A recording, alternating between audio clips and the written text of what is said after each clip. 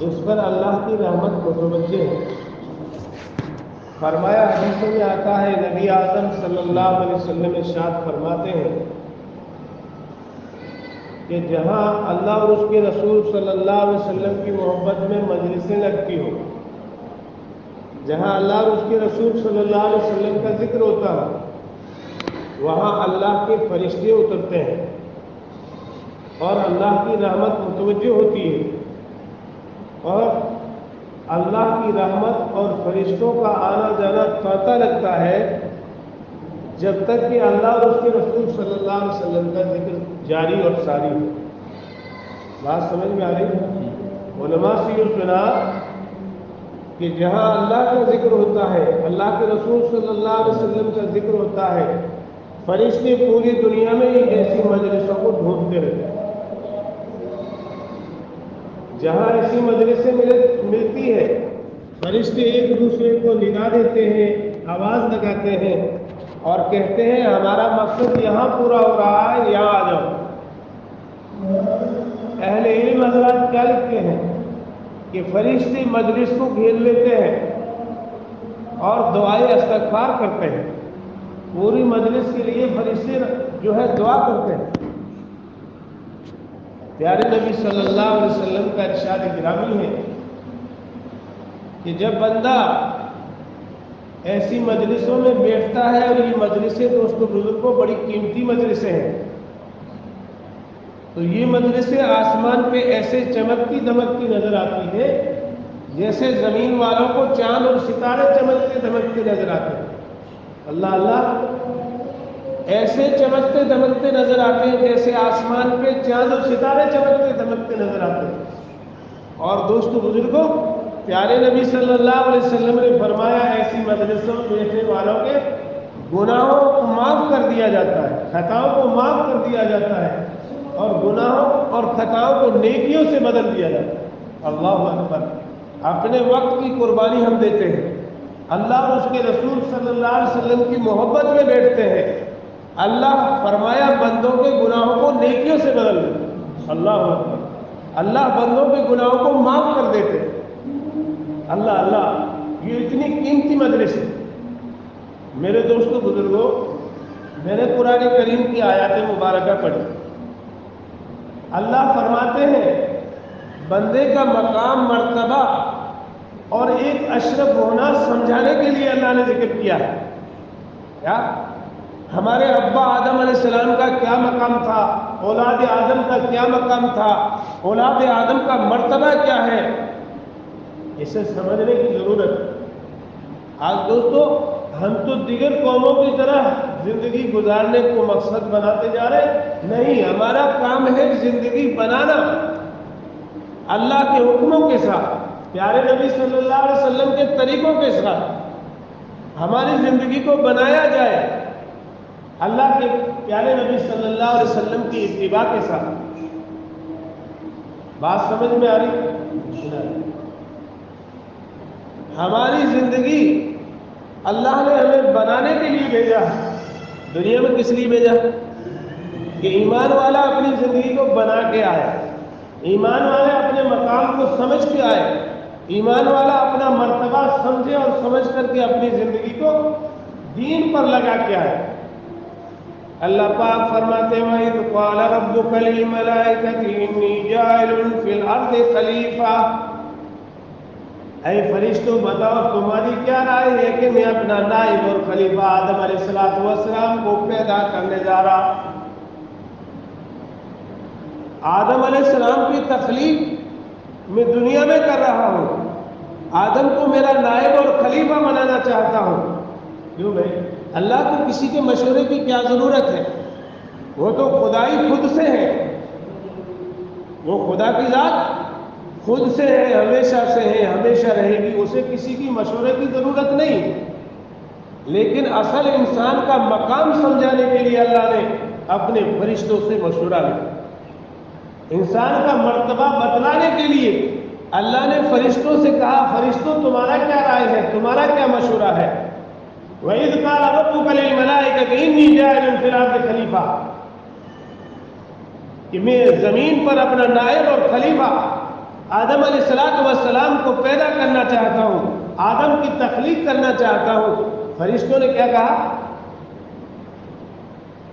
فرشتوں نے فرمایا وَنَحْنُ نُسَبِّحُ بِحَمْدِكَ، اے اللہ تجھے تعریف کی ضرورت ہے، بڑائی کی ضرورت ہے، تیری حمد و ثنا کی ضرورت ہے۔ ہم قیامت تک سارے فرشتے قیام والے قیام میں کھڑے رہیں گے اور تیری حمد و ثنا بیان کریں گے، اور رکوع والے رکوع میں جھکے رہیں گے، قیامت تک تیری حمد و ثنا کریں گے۔ اے اللہ ہم جو سجدے میں ہیں قیامت تک سجدے میں تیری حمد و ثنا کریں گے۔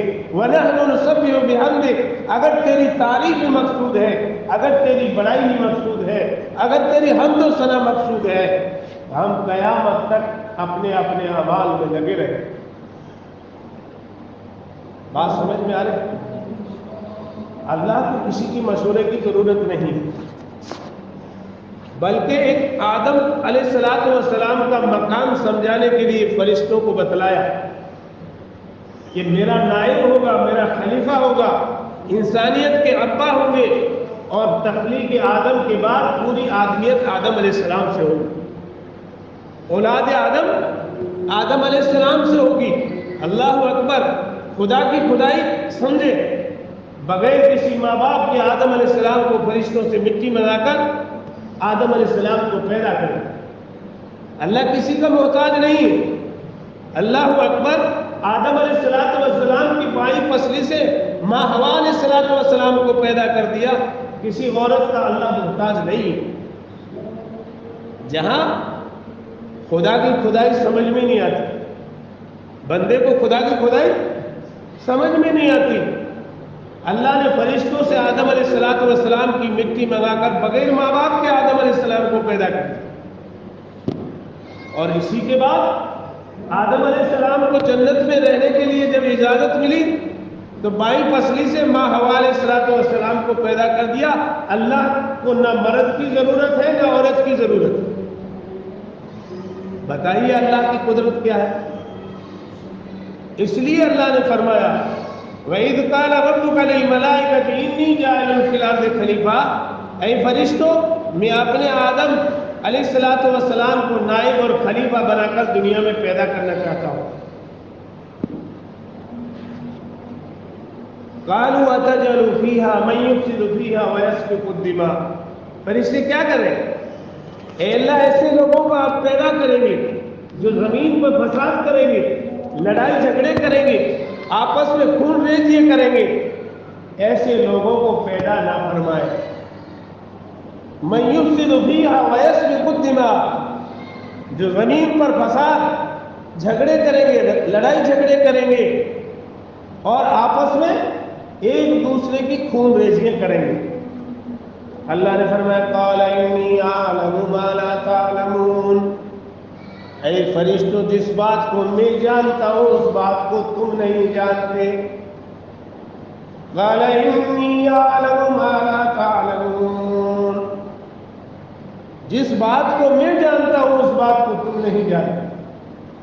میرے بندے دنیا میں بندگی کریں گے، میرے بندے میرے کو راضی کریں گے، میرے لیے لا الہ الا اللہ محمد رسول اللہ کی غلامی کرنے کے لیے زمین پہ اتریں گے، اپنی زندگی کو میرے سے جوڑ کر زندگی گزاریں گے، میری ذات عالی کا یقین کر کے زندگی گزاریں گے، میری ذات کو دلوں میں عظمت اور محبت کے ساتھ میں جو ہے جوڑ کے زندگی گزاریں گے۔ بات سمجھ میں آ رہی؟ اللہ نے فرمایا جس بات کو میں جانتا ہوں اس بات کو اے فرشتوں تم نہیں جانتے۔ بات سمجھ میں آ رہی؟ اللہ کیا فرماتے ہیں کہ میرے بندے ماں باپ کا حقوق ان کے سروں پہ ہوگا، بیوی بچوں کا حقوق ان کے سروں پہ ہوگا، رشتہ داروں کا حق ان کے سروں پہ ہوگا، اور سارے حقوق کو ادا کرتے ہوئے میرے بندوں کے سامنے آواز آئے گی اللہ اکبر اللہ اکبر اللہ اکبر اللہ اکبر، تو مجھے عظمت دیں گے، ماں باپ کی خدمت کو چھوڑ کر میری بارگاہ میں حاضر ہوں، مجھے عزت دیں گے، بیوی کی محبت کو چھوڑ کر فرمایا میرے گھر کی حاضری دیں گے۔ اللہ سب سے بڑا ہے، اللہ سب سے بڑا ہے۔ جب میرے بندے کے کانوں میں آواز آ گئی اللہ اکبر اللہ اکبر، دکان اور کاروبار کو چھوڑ کر میری بارگاہ میں حاضری دیں گے۔ فرشتوں تمہارے ذمہ تو کوئی ہے ہی نہیں کام سوائے میری تعریف اور کبریائی اور بڑائی کے۔ میرے بندے کے سر پر ماں باپ کے حقوق اور حق ہوں گے، میرے بندے کے سر پر بیوی بچوں کے حق اور حقوق ہوں گے، میرے بندے کے سر پر رشتہ داروں اور عزیزوں کے حقوق ہوں گے، میرے بندے کے سر پر مہمان نوازی ہوگی۔ لیکن اس کے باوجود بھی میرا بندہ جس وقت اللہ کے گھر سے صدا آئے گی، میرے گھر سے مؤذن پکارے گا اللہ اکبر، میرا بندہ دوڑ کر میرے پاس آئے گا اور فرمایا جو ہے سر بسجود ہوگا۔ فرشتوں تمہارے سروں پہ حقوق نہیں ہے، میرے بندوں کے سروں پہ حقوق ہے۔ اس لیے بھائی دوستو بزرگوں، یہ کام جو ہے یہ کام تو انسانیت کو کامیاب کرنے والا، انسانیت کو چمکانے والا، انسانیت کو دنیا اور آخرت کی نجات کا ذریعہ بنانے والا اگر کوئی کام ہے تو وہ دعوت و تبلیغ کا کام ہے۔ اللہ نے فرمایا یہ لوگ جب عبادت پہ آئیں گے، یہ لوگ جب مجھے راضی کرنے پہ آئیں گے، یہ لوگ میرے اور میرے محبوب محمد صلی اللہ علیہ وسلم کی اتباع پر آئے گا تو فرشتوں یہ تم سے اعلیٰ اور افضل ہو جائے گا۔ کیا ہو جائیں گے؟ بولو کس سے؟ فرشتوں سے بھی انسان اعلیٰ اور افضل ہو جائے گا۔ جب بندہ اللہ اکبر کہتا ہے، اے اللہ ماں باپ پیچھے اللہ اکبر تو بڑا ہے، اے اللہ اکبر بیوی بچے پیچھے اے اللہ تو بڑا ہے، اے اللہ میرا کاروبار چھوٹا اللہ اکبر تو سب سے بڑا ہے، اے اللہ میری کھیتی چھوٹی اور اللہ اکبر تو سب سے بڑا ہے۔ کسے کہہ رہا ہوں؟ کس کی بڑائی کر رہا ہے؟ ایمانداری سے بتاؤ کس کی بڑائی کر رہا ہے؟ میرے بیوی بچے پیچھے، میرے ماں باپ پیچھے، میرا کاروبار پیچھے، میرا تجارت اور دھندا پیچھے اللہ اکبر، اے اللہ تو سب سے بڑا ہے، میں تیری بڑائی کے لیے تیرے گھر میں حاضر ہو گیا ہوں۔ بتاؤ اللہ راضی ہوگا کہ نہیں ہوگا؟ ایماندار سے بتاؤ۔ اللہ اس بندے سے خوش ہوگا، اللہ اس بندے سے راضی ہوگا۔ میرے لیے ماں باپ کو چھوڑ دیا، میرے لیے بیوی بچوں کو چھوڑ دیا، میرے لیے کاروبار کو چھوڑ دیا، میرے لیے تجارت کو چھوڑ دیا، میرے لیے آمدنی اور دھندے کو چھوڑ دیا اور میرے سامنے آ کر اللہ اکبر کہہ رہا ہے اور بے شابقہ زبان سے نکلتا ہے سبحانک اللہم وبحمدک وتبارک اسمک وتعالی جدک ولا الہ غیرک۔ اے اللہ میں تیری پاکی کا اقرار کرتا ہوں، تیری تعریف بیان کرتا ہوں، تیرا نام برکت والا ہے، تیرا نام بلندی والا ہے۔ اے اللہ مجھے غیروں کی طرف دیکھنے اور جھونکنے سے روک دے۔ کیا کہہ رہا نماز؟ بات سمجھ میں آ رہی ہے؟ ثنا پڑھتے ہیں؟ پڑھتے نہیں پڑھتے؟ بتاؤ کس سے کلام ہو رہا؟ ایماندار سے بتاؤ کس سے کلام ہو رہا؟ اللہ سے۔ علماء نے لکھا ہے صلاۃ سلۃ، یہ لفظ عربی ہے۔ صلاۃ سلۃ کے لفظ کے ساتھ میں علماء نے کیا لکھا کہ بندے کا تعلق اللہ کے ساتھ جڑنے کا نام نماز ہے۔ بندے کا تعلق اللہ کے ساتھ جڑ جائے اس چیز کا نام نماز ہے، اور بندے کا تعلق جب اللہ سے جڑ جاتا ہے تو بندہ ساری چیزیں بھول جاتا ہے اور پھر بندہ پھر سے ایک اظہار کرتا ہے کیونکہ اس کے پیچھے بہت سی دنیا داری لگی۔ اعوذ باللہ من الشیطان الرجیم، اے اللہ میں پناہ چاہتا ہوں شیطان مردود سے کہ میری عبادت میں دخل ڈالے، مکر و فریب کر کے مجھے نماز میں دھوکہ دڑی کرے۔ بسم اللہ الرحمن الرحیم، شروع اللہ کے نام سے جو بڑا مہربان نہایت رحم والا، 70 ماؤں سے زیادہ پیار کرنے والا نہیں۔ ماں کی ممتا ایک طرف، اور ایسی ایسی 70 مائیں ہو، اللہ اکبر، 70 ماؤں سے زیادہ کون محبت کر رہا؟ اللہ۔ کون کر رہا؟ اللہ۔ ہمیں سمجھ میں آنا چاہیے دین۔ دیکھو دین کی بات آپ سننے بیٹھ گئے تو ہمیں دین کو سمجھنا ہے، ایسا نہیں ہم آئے اور اللہ کے راستے میں نکلے، وقت لگا دیا، 40 دن پورے ہو گئے، چلے گئے۔ ہمیں علماء کی مجلسوں میں ہمیں جو اپنی جو سیکھنے سکھانے کی چیزوں کو بڑے غور کے ساتھ لینا، سمجھ میں آ گئی؟ اور اس کی بعد میں بندہ کیا کہتا ہے؟ الحمدللہ رب العالمین الرحمن الرحیم مالک یوم الدین ایاک نعبد و ایاک نستعین اهدنا الصراط المستقیم صراط الذین انعمت علیہم غیر المغضوب علیہم ولا الضالین آمین۔ اے اللہ، تمام کی تمام تعریفیں، ہر قسم کی بڑائیاں اور خوبیاں تیرے لیے ہیں۔ کس کے لیے بھائی؟ جو رب ہے عالم ارواح کا، جو رب ہے ماں کے پیٹ کا، جو رب ہے دنیا کے پیٹ کا، اور جو رب ہے قبر کے پیٹ کا، اور وہ رب ہے وَنُفِخَ فِي الصُّورِ فَإِذَا هُمْ مِنَ الْأَصْفَاصِ إِلَىٰ رَبِّهِمْ يَنسِلُونَ۔ وہ رب ہے قبر سے اٹھانے والا۔ کون سا؟ بتاؤ۔ اللہ نے بندے کو کہاں سے چلایا؟ عالم ارواح سے چلایا، کہ بندے کی خالی روح تھی، اللہ نے اس کی ربوبیت کو تسلیم کرنے کے لیے قرآن میں کیا کہا؟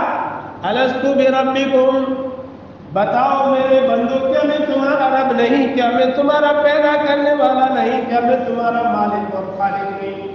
سارے روحوں نے کہا قالوا بلا شہدنا، اے اللہ بے شک آپ ہمارے رب ہیں، آپ ہمارے پالنے والے مالک اور خالق اور رازق ہیں، آپ جو ہے عالم ارواح سے روح کو چلا رہے ہیں، جان نہیں، نہ انسان کی جسم ہے، نہ ہاتھ ہے، نہ پیر ہے، روح کو ماں کے پیٹ کے اندر ڈالیں جسم بنا کر کے۔ جسم کون بنا رہا؟ اللہ۔ آنکھ کی جگہ آنکھ لگ رہی ہے، کان کی جگہ کان لگ رہے ہیں، زبان کی جگہ زبان لگ رہی ہے، اور اللہ فرماتے ہیں من نطفۃ من علقۃ من مضغۃ۔ میرے بندے ذرا غور تو کر، آنکھ بنانے والا کون؟ ناک بنانے والا کون؟ کان بنانے والا کون؟ 360 اعضاء کو بنانے والا کون؟ میرے بندے اسپرنگ لگانے والا کون؟ الحمدللہ رب العالمین الرحمن الرحیم مالک یوم الدین ایاک نعبد و ایاک نستعین اهدنا الصراط المستقیم صراط الذین انعمت علیہم غیر المغضوب علیہم ولا الضالین۔ تمام تعریفیں اللہ تعالیٰ کے لیے ہیں جو 70 ماہوں سے زیادہ بندوں سے پیار کرتا ہے۔ سمجھ میں آ رہی؟ اے اللہ، ہم تیری عبادت کرتے ہیں، تجھی سے مدد مانگتے ہیں۔ عبادت کس کے لیے بھائی؟ اللہ۔ اللہ کس کے لیے؟ اللہ۔ ایاک نعبد و ایاک نستعین، اے اللہ ہم تیری عبادت کرتے ہیں، تجھی سے مدد مانگتے ہیں۔ اهدنا الصراط المستقیم، ہمیں سیدھے راستے پر چلا۔ اللہ اکبر، سب سے زیادہ سیدھا راستہ کس کا؟ صادق الامین محمد الرسول اللہ صلی اللہ علیہ وسلم۔ صراط الذین انعمت علیہم، اس سیدھے راستے پر چلا جس پر تیرے محبوب محمد الرسول اللہ صلی اللہ علیہ وسلم نے چل کے بتلایا۔ آپ کے 4 یار ہیں، ابو بکر صدیق نے چل کے بتلایا، عمر فاروق رضی اللہ تعالیٰ عنہ نے چل کے بتلایا، عثمان غنی رضی اللہ تعالیٰ عنہ نے چل کے بتلایا، حضرت علی مرتضیٰ رضی اللہ تعالیٰ عنہ نے چل کے بتلایا۔ صراط الذین انعمت علیہم، وہ سیدھا راستہ جس پر تو نے انعام کا وعدہ کیا، غیر المغضوب علیہم ولا الضالین۔ اے اللہ اس راستے پہ نہ چلا جس راستے پہ چلنے کی وجہ سے لوگ بھٹک گئے، لوگ تیری ربوبیت کو بھول گئے، لوگ تیری خدائی کو ذہن سے نکال کر دنیا کو بڑا سمجھ کر کے گمراہ ہو گئے. غیر المغضوب علیہم ولا الضالین، اور راستے سے بھٹکے، راستے سے گمراہ ہوئے، اور راستے سے بھٹکنے کی وجہ سے تیرا غضب اور عذاب آیا اور پکڑ آ گئی.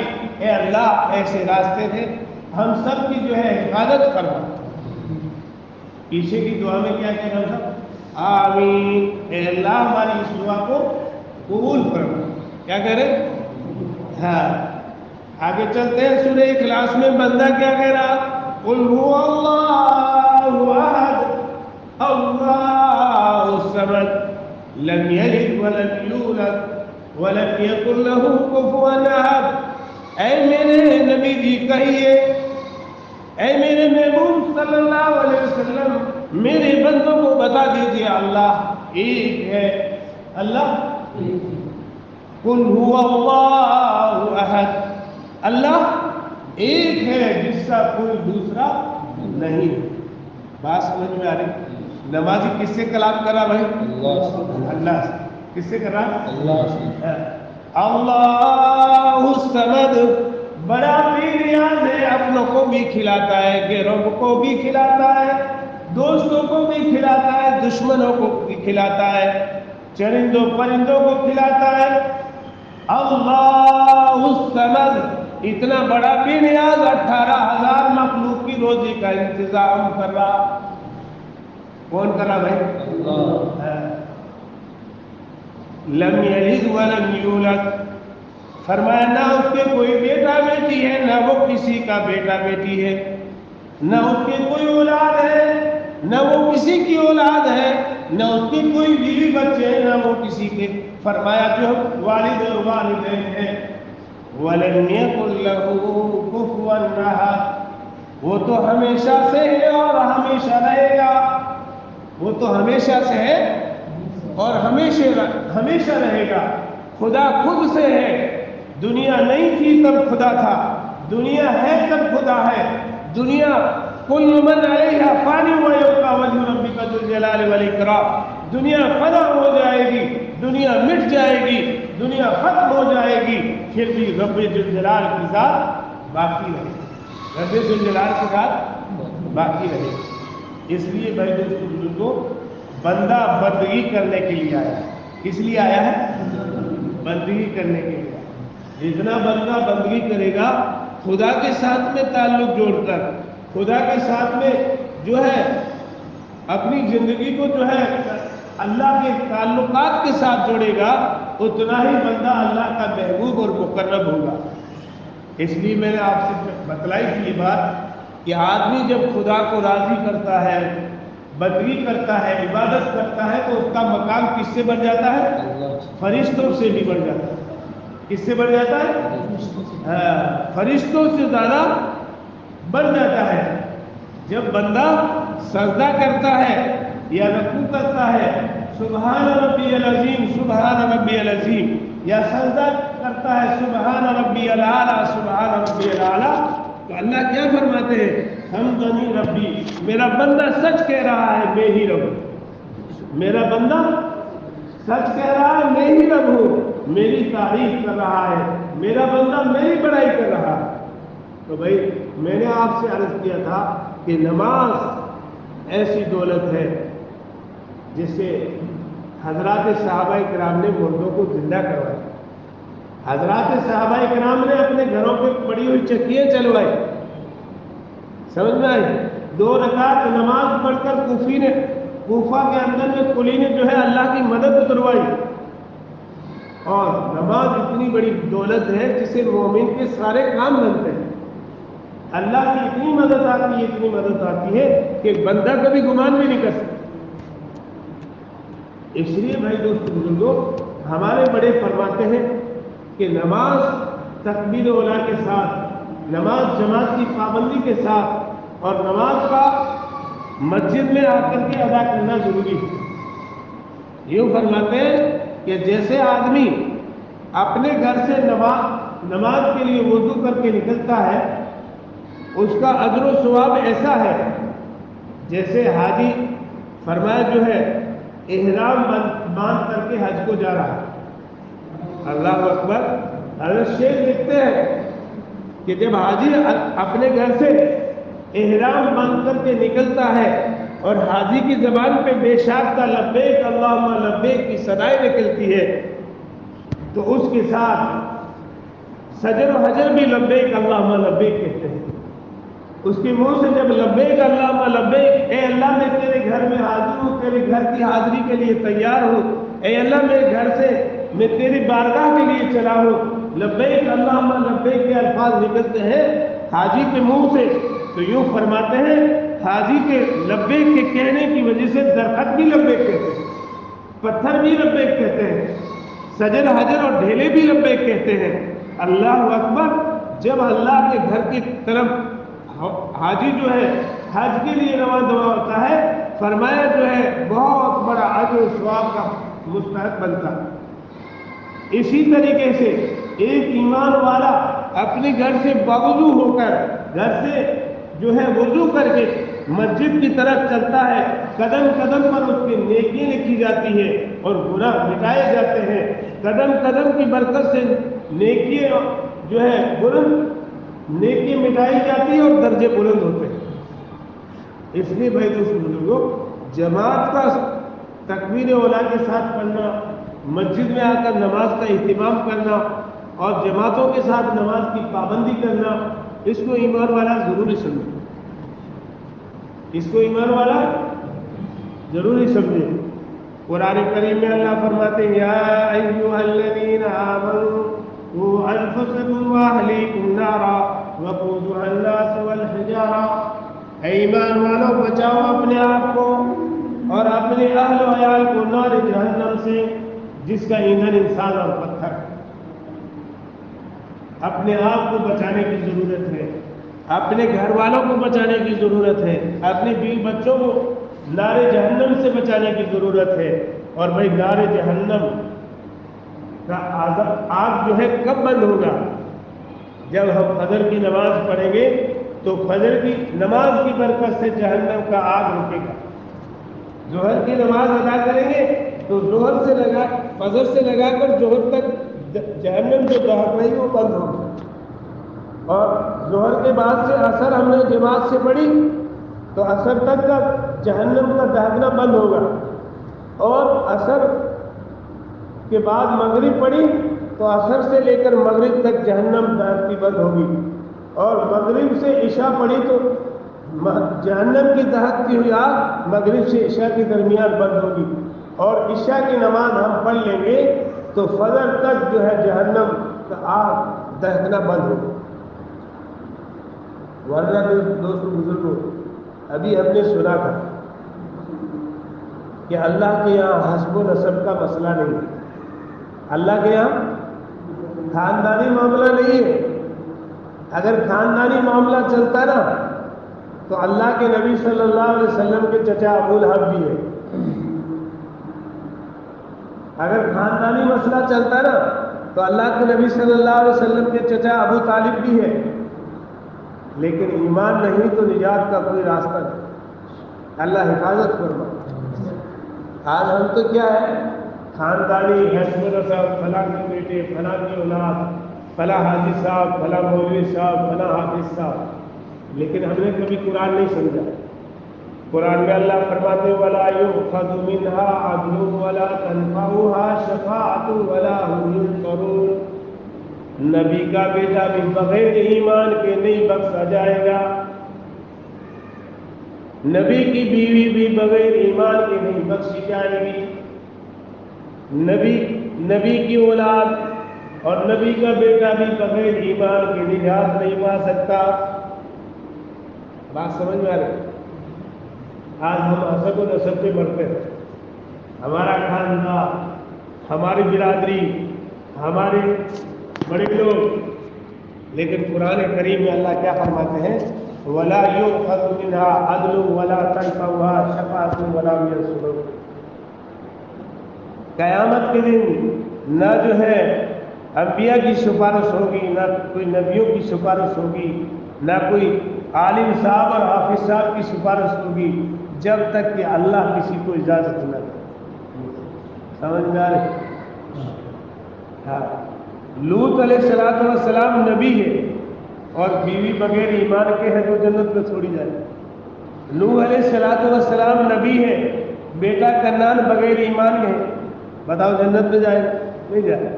حضور علیہ السلام پیارے نبی صلی اللہ علیہ وسلم پوری دنیا کے انبیاء ہیں، امام الانبیاء ہے، لیکن ان کا چچا ابو جہل اور ابو طالب جنت میں نہیں جائے. خاندان ہونا محمد الرسول اللہ صلی اللہ علیہ وسلم سے بڑھ کر کون ہے؟ بتائیے، ہے کوئی دنیا میں؟ اور اگر خاندانی مسئلے پر اگر کوئی آدمی جنت میں جاتا ہے، جو ابراہیم علیہ السلام کے ابا آجر بھی تو جنت میں جاتے، جو بت بنانے والے تھے، بتوں کو تیار کرتے تھے، بتوں کو بیچتے تھے. ابراہیم خلیل اللہ جو اللہ کے دوست ہیں، کس کے دوست ہیں؟ اللہ. خلیل کے معنی اللہ کے دوست کے ہیں. لیکن ابراہیم علیہ السلام کون ابراہیم؟ جو بیت اللہ کی تعمیر کرنے والے، مکہ کو بنانے والے، پوری دنیا میں لوگوں کو زبانوں پر لبیک اللہم لبیک کی تصویر جاری کروانا اللہ کا حکم تھا. آواز ابراہیم نے لگائی تھی، اور اس گھر کو ابراہیم علیہ السلام اور اسماعیل علیہ السلام کے دست مبارک سے بنوایا تھا. اس گھر کے اندر جو حجر اسود ہے وہ پتھر محمد الرسول اللہ صلی اللہ علیہ وسلم کے ہاتھوں سے رکھوایا تھا. اور قوم کے بڑے بڑے سرداروں نے ایک چادر لا کر اللہ کے نبی صلی اللہ علیہ وسلم نے حجر اسود پتھر کو، جنت کے پتھر کو رکھا تھا، اور قوم کے سرداروں نے ساری چادر کو اٹھا کر محمد الرسول اللہ صلی اللہ علیہ وسلم کے دست مبارک سے بیت اللہ میں اس پتھر کو لگوایا گیا. وہ جنتی پتھر جس کو حجر اسود کہتے ہیں، اور لوگ حاجی لوگ جاتے ہیں تو بار بار اس کو چوما دیتے ہیں، بار بار لوگ اس کو چومنا چاہتے ہیں، قریب جاتے ہیں، خوشبو ہی خوشبو مہک رہی ہے. وہ پتھر جنتی ہے. اس پتھر کو لگانے والے کون ہیں؟ محمد الرسول اللہ صلی اللہ علیہ وسلم. اللہ کے نبی نے کیسے لگوایا؟ قوم کے سرداروں کو بلایا، قوم قریش، قوم اوس، قوم خجرت، جتنی قومیں تھیں ان سب قوموں کے سرداروں کو بلا کر آپ نے ایک چادر مبارک میں رکھوا کر سارے سرداروں سے چادر اٹھوائی اور اٹھا کر محمد رسول اللہ صلی اللہ علیہ وسلم نے مکہ پہ نصب کروایا. بتاؤ اس بیت اللہ کا بنانے والا فرمائے وَإِذْ يَرْفَعُ إِبْرَاهِيمُ الْقَوَاعِدَ مِنَ الْبَيْتِ وَإِسْمَاعِيلُ رَبَّنَا تَقَبَّلْ مِنَّا إِنَّكَ أَنْتَ السَّمِيعُ الْعَلِيمُ. اللہ کہتا میں نے اس گھر کا تعمیری کام ابراہیم علیہ السلام میرے خلیل سے لیا، اور اس گھر کا کام میں نے اسماعیل علیہ السلام ذبیح اللہ سے لیا، اور اس گھر کا کام پورا ہو گیا تو میں نے ابراہیم علیہ السلام سے آواز لگوائی کہ ہاں اعلان کر دو کہ میرے گھر کے لیے آیا کریں، لوگ حج کے لیے آیا کریں.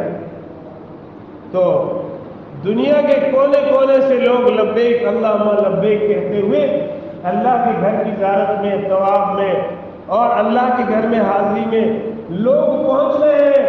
آدمی سمجھ نہیں سکتا کہاں سے آ رہے، کون آ رہے. بات سمجھ میں آ رہی؟ تو بھائی اس کے ابا خلیل اللہ کے ابا اظہر ہے، وہ بھی جنت میں نہیں جائے. اس لیے بھائی حسب و نسب کا مسئلہ نہیں ہے. اللہ نے ہمیں ایمان دیا ہے، اس کی ہمیں قدر ہو. اللہ نے انسانوں میں ولیوں کو چھپا رکھا ہے. کس کو چھپا رکھا ہے؟ ہاں، انسانوں کے اندر کیا ہے؟ ولیوں کو چھپا رکھا ہے، اور پتھروں کے اندر ہیروں کو چھپا رکھا ہے. بات سمجھ میں آ رہی؟ اور دنوں میں جمعے جیسے مبارک دن کو چھپا رکھا ہے، اور راتوں میں لیلۃ القدر جیسے رات کو اللہ نے چھپا رکھا ہے. بات سمجھ میں آ رہی؟ انسانوں میں آج بھی اللہ کے ولی موجود ہیں، آج ہم احساس نہیں کرتے. اس لیے اللہ نے قرآن کے اندر سورہ یاسین کو چھپا رکھا ہے. بات سمجھ میں آ رہی؟ ایسی چیزیں ہیں جو اللہ نے اپنے جو ہے علمی خزانوں میں اللہ نے اپنا علم رکھ رکھا ہے. ہمیں احساس ہونا چاہیے کہ بھائی دوستو بزرگوں ہمارا ایمان کتنا پاورفل ہو کہ جس کی برکت سے ہم لوگ مسجدوں میں آنے والے بنے, نماز کی پڑھنے والے بنے, مسجدوں میں حاضری دینے والے بنے, اور ایمان کا آدمی فکر مند رہے. دیکھو زمانے کے حالات ایک کے بعد ایک فتنوں سے ہیں. زمانے کے حالات کبھی کچھ فتنے آ رہے ہیں تو کبھی کچھ فتنے آ رہے ہیں دنیا میں, کبھی کہیں کچھ انقلاب آ رہا ہے تو کہیں کچھ انقلاب آ رہا ہے. اب ایمان والا دیکھو اپنی زندگی مطمئن ہو کر گزارے. Thanks for watching. Don't forget to like, comment, share and subscribe to Al Wahid channel.